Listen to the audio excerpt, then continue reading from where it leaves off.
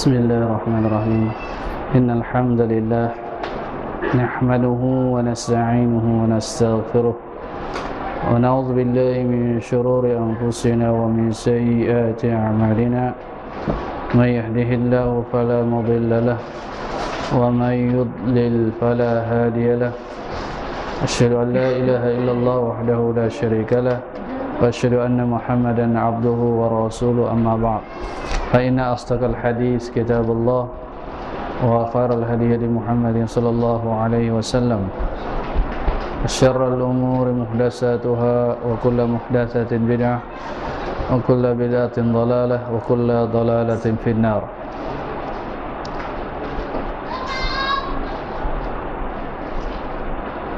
Ikhwani fid din rahimakumullah. Alhamdulillah, pada malam ini kita sudah dapat meneruskan kuliah maghrib kita seperti mana biasa. Pada malam ini kita sambung kembali pengajian ataupun kuliah fiqh, di mana pada minggu yang lalu kita telah mempelajari tentang bab sifatus shalah, sifat salat. Tentulah apabila dikatakan sifat salat, maka ia mestilah merujuk kepada salat yang dilakukan ataupun telah dicontohkan oleh Rasulullah sallallahu alaihi wasallam, seperti mana Nabi sallallahu alaihi wasallam pernah bersabda, "Shallu kama ra'aitumuni usolli." Salatlah kamu seperti mana kamu melihat aku salat. Jadi salat yang kita kerjakan setiap hari, yaitu terutama salat fardu, maka perlulah kita senantiasa mengetahui, mengulang kaji. Mudah-mudahan dengan kita mempelajari dan murajaah ataupun mengulang kaji kembali tentang salat kita akan lebih mantap, akan lebih khusyuk, akan lebih bertambah tamakninah, akan lebih kita menjaga salat kita. Pada kesempatan ini kita sambung hadis berikutnya di dalam bab sifatus shalah. An Abi Humaydin As-Sa'idi radhiyallahu anhu qala, ra'aitu Rasulullah sallallahu alaihi wasallam idza kabbara ja'ala yadayhi hazwa mankibaihi wa idza raka'a amkana yadayhi min rukbatayhi summa hadara zahrahu wa idza rafa ra'sahu istawa hatta ya'uda kullu faqarin makanah wa fa idza sajada wada'a yadayhi ghayra muftarishin wala qabidin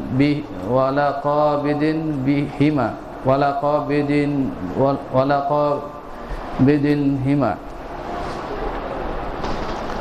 واستقبل بأطراف أصابع رجليه القبلة وإذا جلس في الركعتين جلس على رجله اليسرى ونصب اليمنى وإذا جلس في الركعة الأخيرة قدم رجله اليسرى ونصب الأخرى وقعد على مقعدته أخرجه البخاري.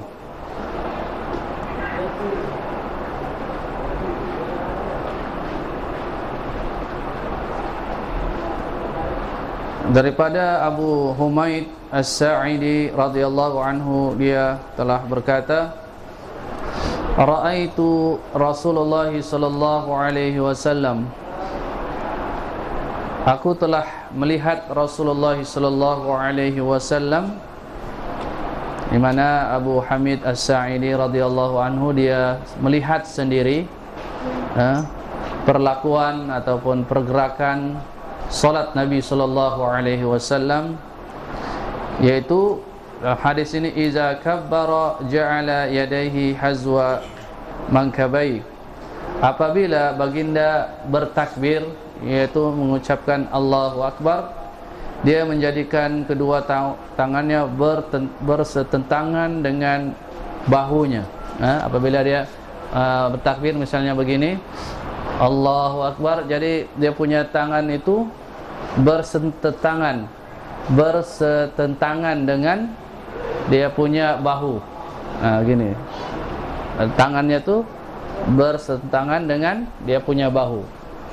Itu sunnahnya. Wa idza raka'a amkana yadayhi min rukbatayhi. Apabila baginda sallallahu alaihi wasallam ruku', amkana yadayhi min rukbatayhi. Apabila baginda ruku', amkana yadayhi min rukbatayhi summa hadara zahrahu. Baginda sallallahu alaihi wasallam pun, maksudnya di sini amkana artinya betul-betul memegang kedua tangannya ini akan lututnya, betul-betul dia menggenggam, memegang ataupun menggenggam kedua tangannya ini, rukuknya akan dua lututnya. Summa hadara zahrahu, summa hadara zahrahu. Kemudian baginda sallallahu alaihi wasallam dalam riwayat yang lain hanna zahrahu, menundukkan kepalanya ataupun membongkokkan tulang belakangnya, seperti mana yang kita lakukan, yaitu ketika kita rokok. Maknanya Nabi sallallahu alaihi wasallam apabila dia rokok, dia membongkokkan dia punya badan ataupun menundukkan kepalanya. Artinya kepalanya itu tidaklah maknanya kepalanya itu sama dengan dia punya belakang, tulang belakang tu. Tidaklah maknanya tidaklah tinggi dan tidaklah rendah. Dia rata. Kepalanya dengan tulang belakang. Summa hadara zahrahu fa iza rafa'a ra'sahu. Apabila dia mengangkat kepalanya, ini maknanya tidaklah bangkit daripada ruku', istawa, dia pun berdiri lurus, hatta ya'udu kulla faqarin makana, sehingga kembali semua tulang ke tempatnya. Artinya dia apabila dia rukuk begini, sami Allahu liman hamidah rabbana lak, dia betul-betul lurus. Dia betul-betul lurus, maknanya sehingga semua tulang tu kembali kepada tempatnya. Artinya dia betul-betul berdiri lurus. Berdiri lurus. Baik. Fa iza sajada wada'a yadayhi ghaira muftarishin wala qabidin hima wastaqbala bi atrafi asabi rijlail qiblah. Apabila baginda sallallahu alaihi wasallam sujud, dia meletakkan tangannya tanpa muftarish. Ini maknanya begini, dia tidak mengenakan tangannya ini, dia tidak muftarish, maknanya dia tidak mengenakan tangannya ni di bumi. Dia begini dan bukan begini.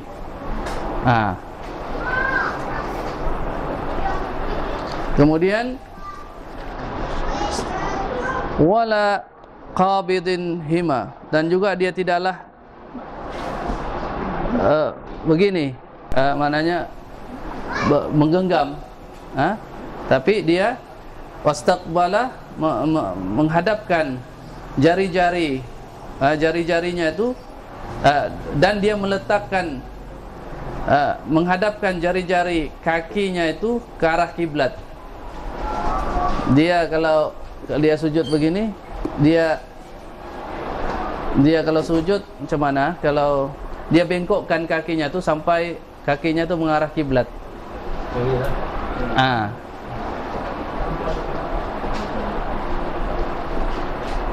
Macam kita tekan sikit lah kan, tekan sampai dia tu macam membengkok ke arah kiblat. Wa iza jalasa fi rak'ataini jalasa ala rijlil yusra wa nasaba al-yumna. Ini kalau dia duduk tasyahud awal seperti mana kita biasa, dia duduk di atas kaki kirinya. Wa nasaba al-yumna, dan dia letakkan, maknanya angkat kaki kanannya. Ini tasyahud awal. Mungkin sudah kita tahu juga kan, tasyahud awal maknanya dia duduk di atas kakinya yang kiri. Istilahnya kalau sini sepunggung enggak? Punggung tu berada di bawah, di atas kaki kiri, punggungnya. Kalau istilah kita sini apa? Kalau punggung orang Semenanjung kan? Kalau sini pantat kan? Pantatnya itu dia mengenai duduk mengenai kaki kiri. Jadi kaki kanannya itu menegak, macam tasyahud awal lah, duduk tasyahud awal. Wa iza jalasa fi raqatil akhirati qaddama rijlahu al-yusra wa nasaba al-ukhra wa qa'ada ala maq'adatihi. Ini kalau dia duduk pada rakaat yang terakhir, tidak kiralah, yang penting rakaat terakhir, dia duduk ini tawaruk. Tadi itu iftirash, yang sekarang ini tawaruk, maknanya dia qaddama rijlahu al-yusra wa nasaba al-ukhra, maknanya kaki kirinya ini di bawah kaki kanan, dan dia duduk di atas juga dia punya punggung.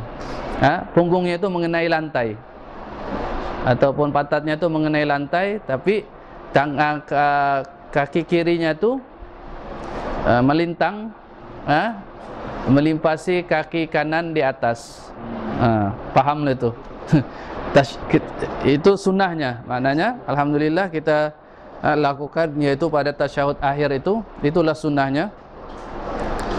Di hadis ini diriwayatkan oleh Al-Bukhari, ma yu'khazu minal hadis.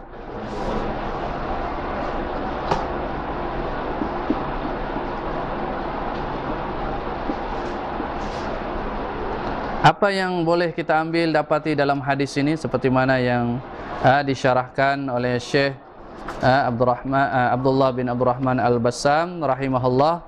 Dia menyatakan di sini wajib takbiratul ihram. Apa takbiratul ihram? Yaitu dengan mengucapkan Allahu Akbar. Itu takbiratul ihram.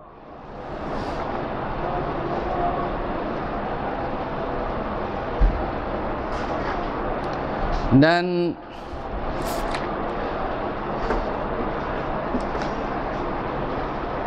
takbiratul ihram ini juga adalah diantara rukun solat. Di dalam hadis nyatakan summa istaqbalal qibla wa kabbar, summa istaqbilal qiblata wa kabbir. Dan kemudian dalam kau menghadap kiblat dan bertakbir, yaitu mengucap Allahu Akbar. Mengucapkan Allahu Akbar. Ini rukun. Rukun ini apabila ditinggalkan rukun, maka batal solat.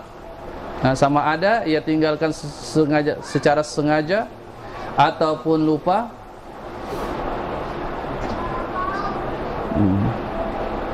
maka batalah solatnya.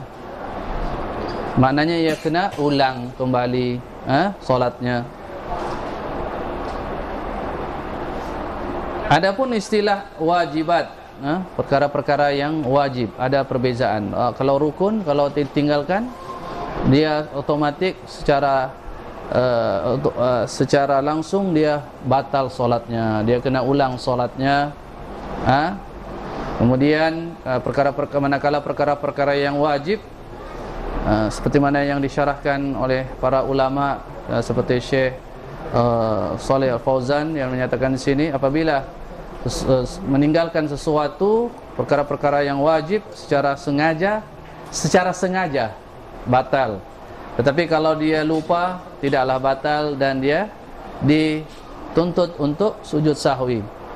Adapun yang diistilahkan sebagai sunat dalam solat, ini tidaklah membatalkannya.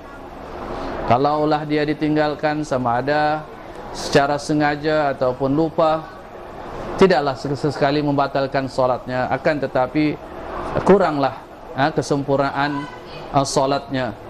Kerana Nabi SAW melakukan solat ini secara sempurna, daripada rukun-rukunnya, perkara-perkara yang wajib dan juga perkara-perkara yang sunnah. Dan kita dituntut untuk senantiasa mencontohi ibadat, termasuklah solat Nabi SAW. Itulah yang paling sempurna, seperti mana yang diperintahkan oleh Nabi SAW. Sallu kama ra'aitumuni usolli, solatlah kamu seperti mana kamu melihat aku solat. Hadis ini diriwayatkan oleh Al-Bukhari daripada hadis Malik bin Al-Huwairis. Baik.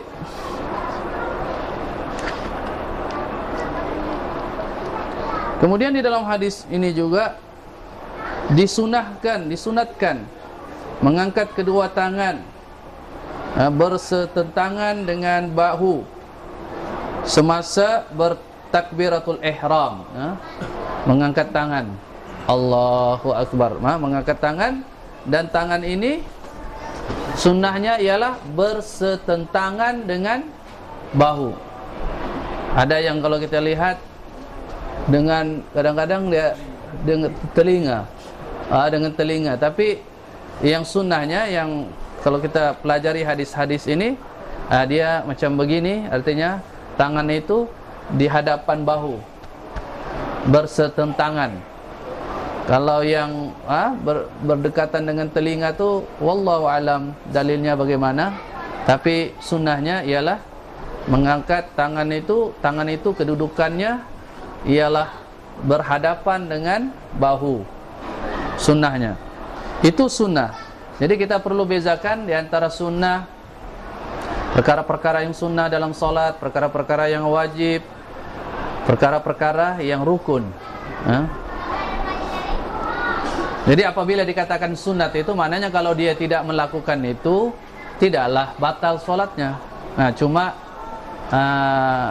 tidaklah, artinya kesempurnaan solatnya itu tidaklah sempurna seperti mana yang dicontohkan oleh Nabi SAW. Maka seseorang itu perlu berusaha untuk mencontohi solat Nabi SAW semampu yang dia boleh.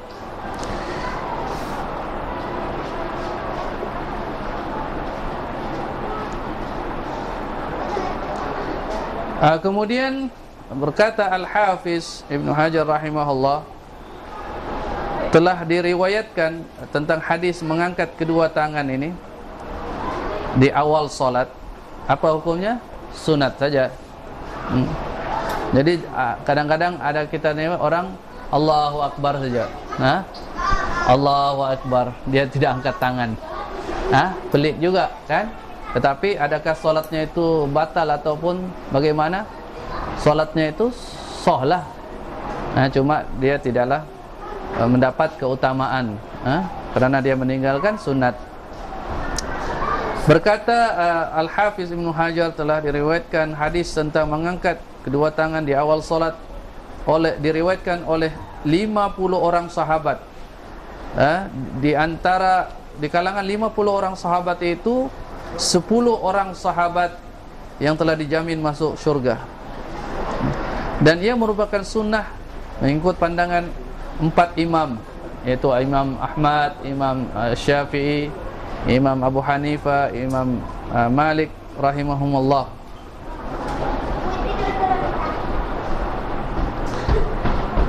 Kemudian juga di sini dalam hadis ini sunat, istihbab, sunat. Menggenggam kedua tangan, maknanya tangan kedua tangan ini dia memegang lututnya ketika ruku. Yang dipegang tu lutut, bukan betis. Ada juga kita lihat orang solat semasa ruku, dia tangannya itu dia pegangan tangannya itu dia letakkan, dia tangannya itu dipegang di betis. Yang sunnahnya ialah di mana? Di lutut. Di lutut. Dan juga wa tafriju asabi, merenggangkan jari-jarinya. Gini. Di lutut tuh kan. Dia kalau gini kan, dia merenggangkan. Bukan merenggangkan jari-jarinya. Hadis-hadis berkenaan meletakkan kedua tangan di lutut ketika ruku, hadisnya mencapai derajat mutawatir. Tidak dipertikaikan lagi tentang kesahihannya. Yaitu ia merupakan istihbab ataupun sunnat. Juga istihbab di sini sunat juga, meluruskan tulang belakang ketika ruku agar sama dengan kepalanya. Tidak dia angkat, dia tidak melebihi kepalanya, itu tidak melebihi tulang belakangnya, dan juga tidak lebih rendah, artinya luruslah. Itu sunnah. Adakah dia wajib? Adakah dia rukun? Dia adalah sunnah. Namun seperti mana yang kita katakan tadi, kita sebagai orang yang mengaku cinta kepada Nabi, maka kita perlulah berusaha untuk mencontohi solat Nabi sallallahu alaihi wasallam. Bukan bermakna bahwasanya kita mempermudah-mudahkan persoalan itu, masalah itu. Namun sebagai seorang muslim, dia dituntut untuk berusaha mencontohi sebaik mungkin,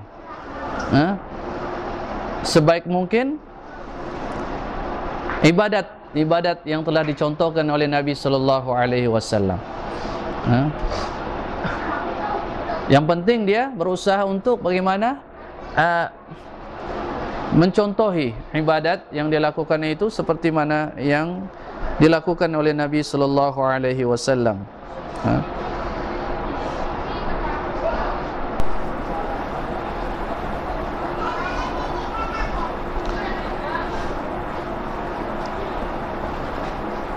Kemudian di dalam hadis ini juga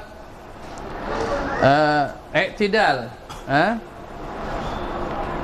Fa iza rafa'a ra'sahu istawa hatta ya'uda kullu faqarin makanah. Ini kemudian dia mengangkat kepalanya dan kedua tangannya juga sehingga bersentangan dengan bahunya.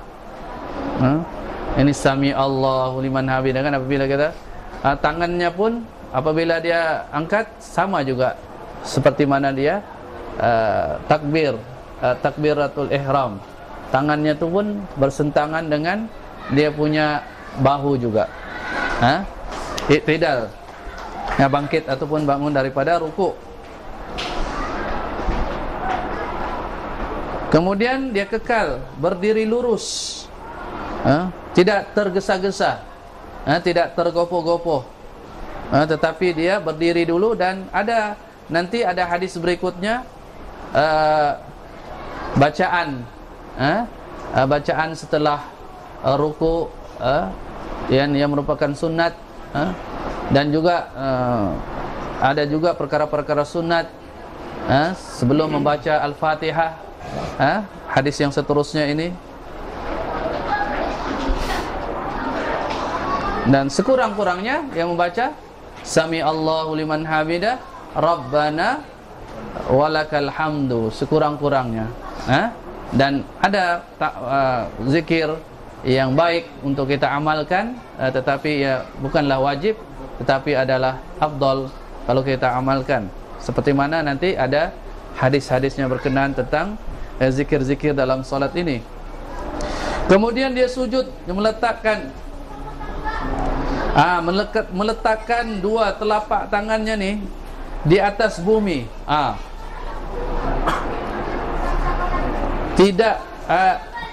Dia meletakkan tangannya nih di atas bumi, tegak di atas bumi. Bukan dia apa istilahnya? Kalau begini ini apa? Susah mau istilahkan. Bukan dia menempel tangannya tuh, bukan dia tempelkan tangannya tuh di bumi, mengenai bumi, tapi tangannya tuh, tapak tangannya itu dia tegakkan di atas bumi, ditegakkan begini, bukan begini. Ada juga orang sholat tuh, dia tangannya tuh dia kasih hulur ke tanah, ke bumi. Maknanya dia apabila dia sudah tegakkan dia punya ini, mesti tangkat dia punya siku. Kalau dia sudah angkat, tegakkan dia punya dua telapak tangan nih, artinya sikunya pun memang terangkat lah, memang itulah yang sunnah. Dan dia tidaklah, janganlah dia tangannya itu menempel ke lurus ke bumi. Lebih kurang maknanya begitu.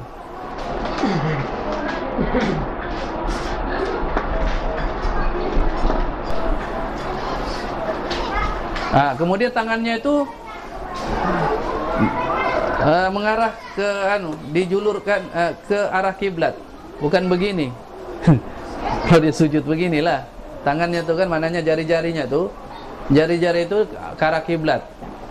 Jadi kita nih dalam solat kita nih semua kita punya anggota nih kita pastikan menuju ke arah kiblat, sehingga jari-jari. Maknanya kalau kita ruku atau sujud, sujud kemudian duduk di antara dua sujud kan, jari-jari kita pun kita kena hadapkan ke arah kiblat. Kemudian juga meletakkan kaki tadi menegak di atas bumi, kan?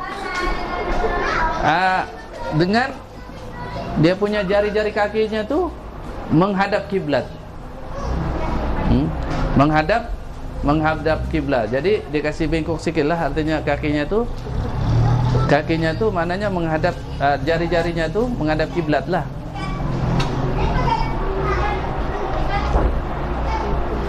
Kemudian kalau dia maknanya duduk tasyahud awal,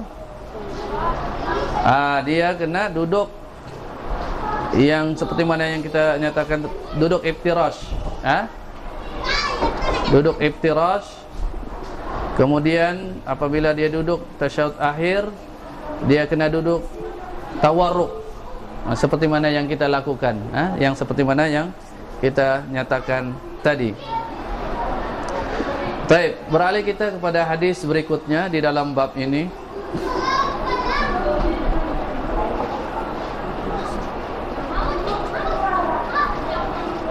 Wa an Ali bin Abi Thalib radhiyallahu anhu ar-Rasulillah sallallahu alaihi wasallam annahu kana idza qama ila as-salati qala wajjahtu wajhiya lilladzi fatara as-samawati wal ard ila qawlihi minal muslimin Allahumma antal maliku la ilaha illa anta rabbi wa ana abduka ila akhiri, rawahu Muslim. Wa fi riwayatin inna dzalika fi salatil lail.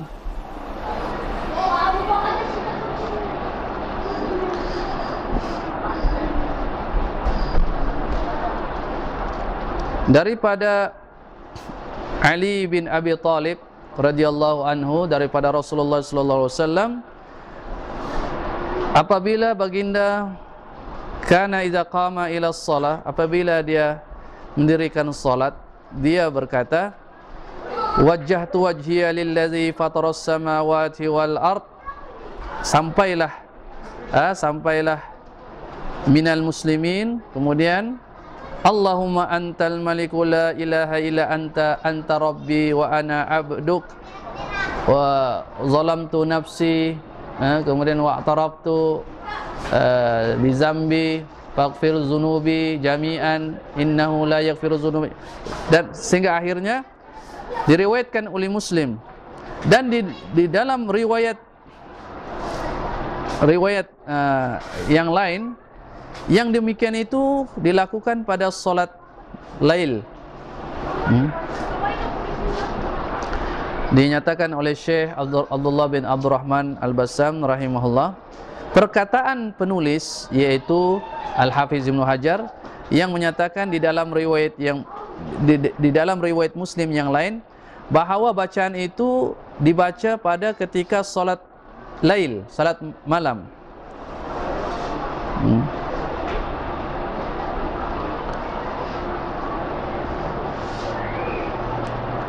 Kemudian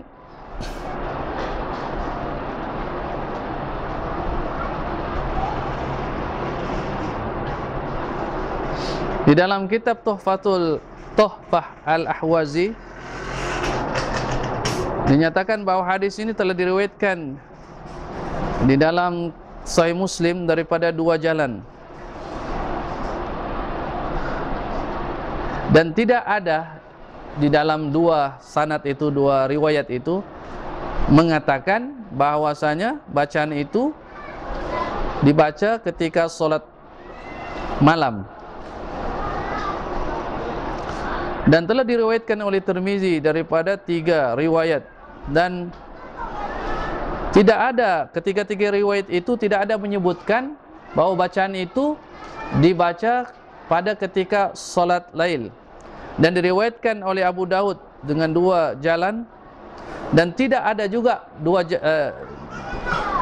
riwayat itu yang diriwayatkan oleh Abu Daud menyatakan bahwa bacaan itu adalah dibaca ketika sholat lail. Jadi kata di sini, Syekh di sini ialah fahaza wahmun minal muallif rahimahullah wallahu a'lam. Dia kata ini kekeliruan daripada muallif, yaitu kekeliruan daripada Al-Hafiz Ibnu Hajar wallahu a'lam. Maknanya bacaan ini maknanya seperti mana yang diterangkan oleh Syekh, bukanlah khusus untuk solat malam, tetapi bacaan ini juga boleh dibaca di ketika solat yang lain, bukan saja solat malam. Kemudian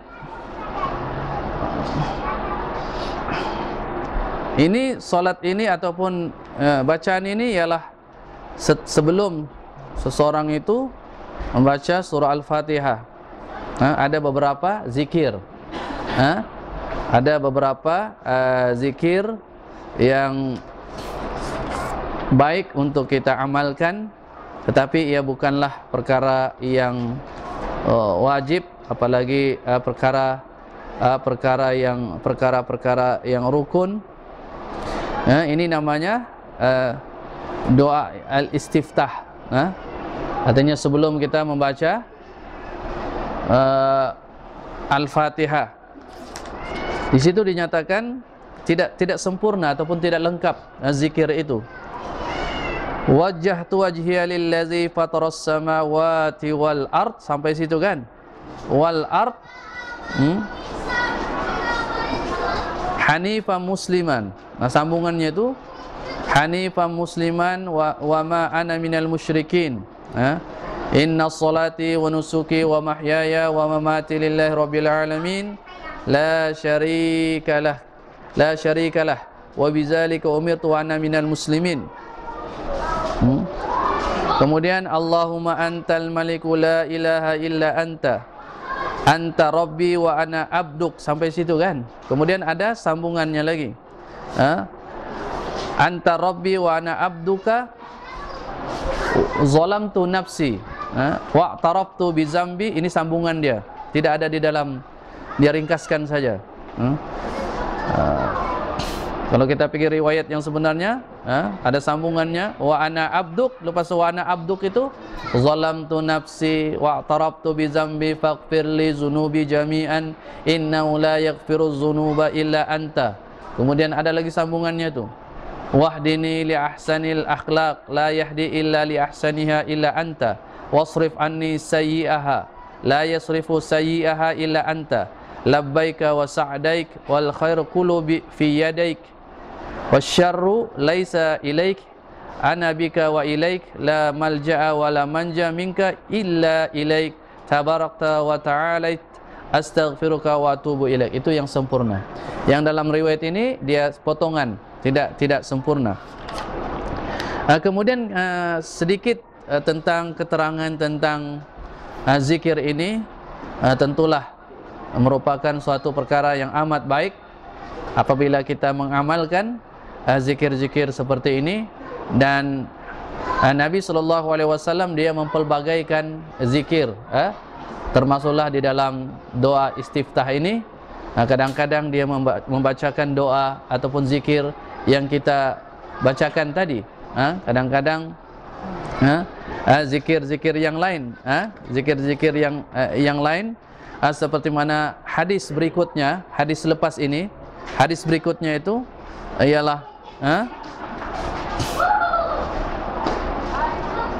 dia membaca zikir yang lain. Allahumma ba'id baini wa baina khataaya kama ba'adta bainal masyriq wal maghrib, dan itu ialah juga di antara doa istiftah.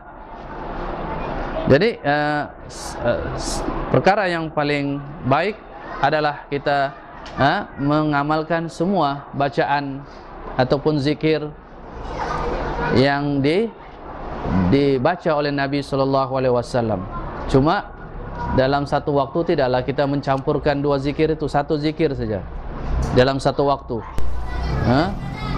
Bukan maknanya dalam satu waktu itu kita membaca semua zikir Nabi ataupun 2-3 zikir. Yang ini dinyatakan hanya zikir ini, dan ada lagi zikir yang lain yang juga amat baik untuk kita amalkan. Dan seperti mana yang kita nyatakan tadi, ya bukanlah perkara yang rukun ataupun wajib, yang merupakan perkara yang sunat saja. Elok kalau kita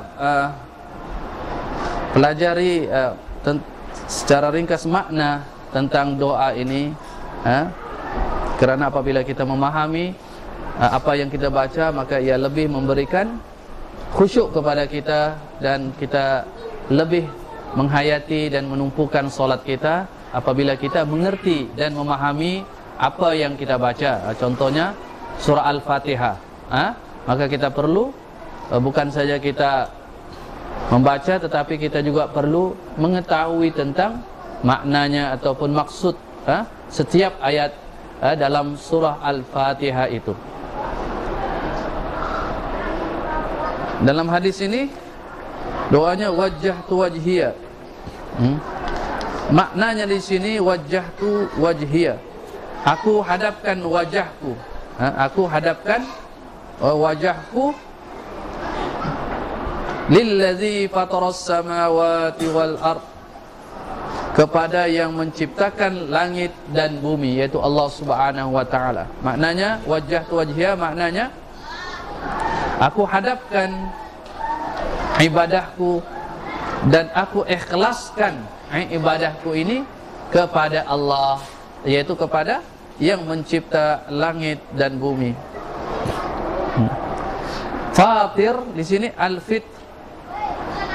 Kalau kita lihat fatirus samawati wal ard, fatarus samat ataupun fatirus samawat, al-fitr itu ialah mencipta. Ada perkataan khalaqa, fatir, fatara. Maknanya di sini ialah dia mencipta daripada tidak ada kepada ada. Fatir maknanya di sini, ia yang memulakan, menciptakan langit dan bumi, menciptanya yang tidak ada, yang sebelumnya itu tidak ada. Tidak ada yang setanding atau sebanding. Maknanya itulah yang pertama. Tidak ada contoh yang sebelum itu. Itulah yang pertama yang Allah ciptakan, yaitu langit dan bumi.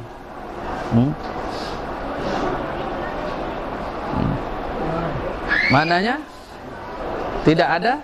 Di sini katanya ala ghairi misalin sabiqin, yaitu tidak ada contoh sebelumnya.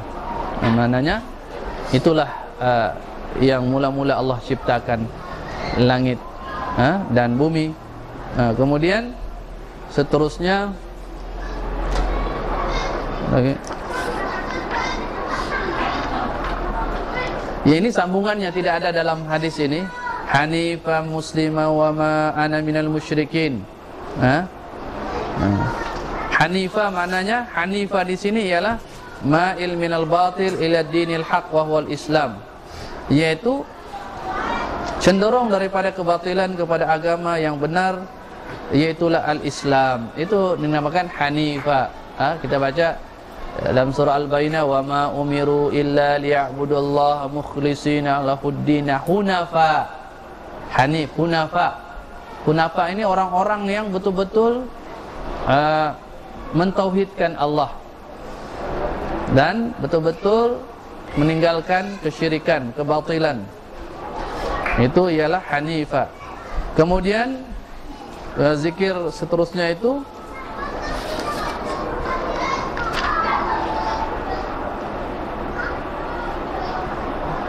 inna salati wa nusuki wa mahyaya wa mamati lillahi rabbil alamin la syarika lah wa bizalika umirtu wa ana awwalul muslimin. An-nusuk. An-nusuk kata Syekh di sini, Syekh Abdullah bin Abdurrahman Al-Bassam rahimahullah, nusuk maknanya ibadah. Wa nusuki maknanya ibadahku. Ibadah. Dan semua perkara yang seseorang itu mendekatkan dirinya kepada Allah, itu dinamakan nusuk. Qul inna salati wa nusuki wa mahyaya wa mamati. Wa mahyaya wa mamati, hidupku dan matiku. Maknanya amalan-amalanku ketika hidupku dan ketika matiku. Lillahi rabbil alamin, adalah untuk Allah, kerana Allah, kerana Allah Rabbil Alamin, pencipta semesta alam. Tidak ada sekutu baginya. Maknanya tidak ada sekutu, tidak ada yang berkongsi dalam mencipta, mentadbir, mengurus alam ini kecuali Allah. Tidak ada yang mampu untuk mencipta misalnya bumi dan ciptaan-ciptaan yang lain kecuali Allah sendiri.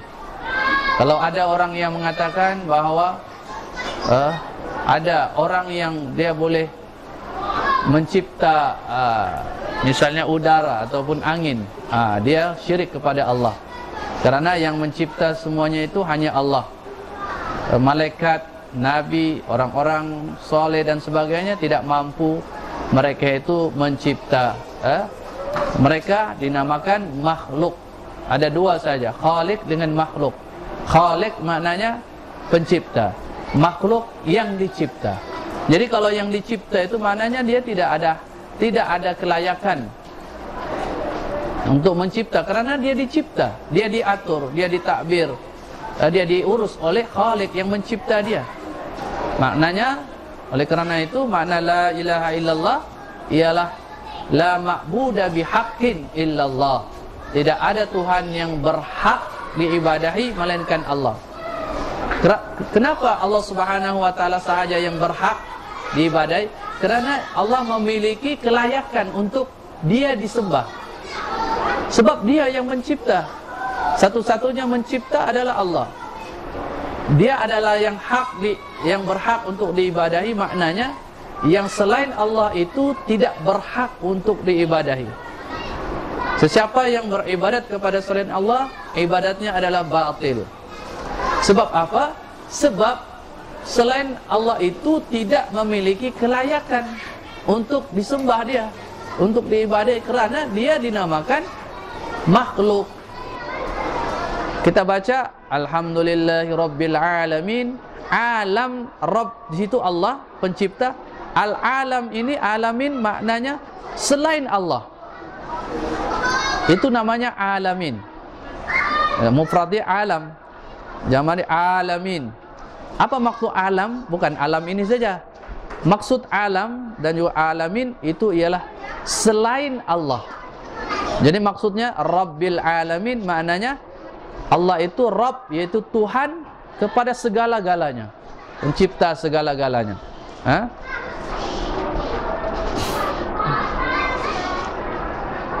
Baik. Kemudian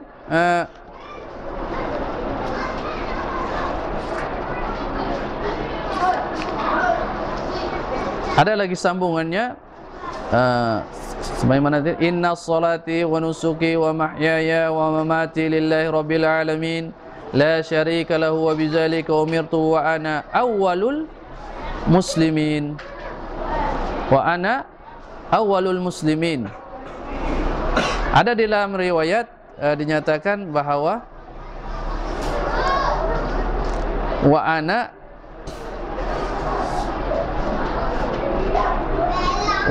ana minal muslimin.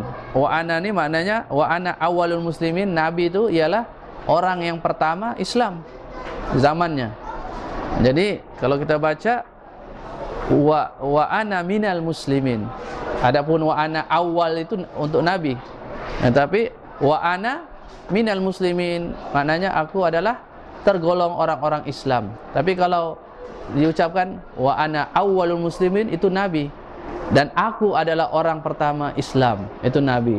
Maknanya kita tukar sedikit bacaannya itu, maknanya seperti mana yang ditunjukkan oleh para ulama, wa ana minal muslimin.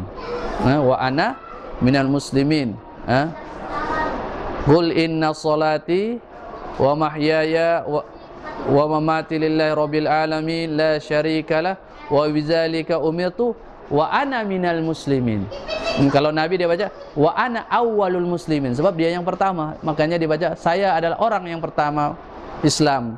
Adapun kita minal muslimin, aku adalah termasuk orang-orang Islam.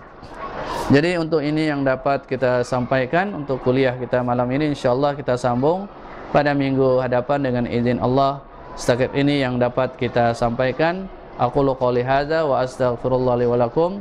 Wassallallahu ala Muhammad wa ala alihi washabihi wasallam. Walhamdulillahi rabbil alamin. Wassalamualaikum warahmatullahi wabarakatuh.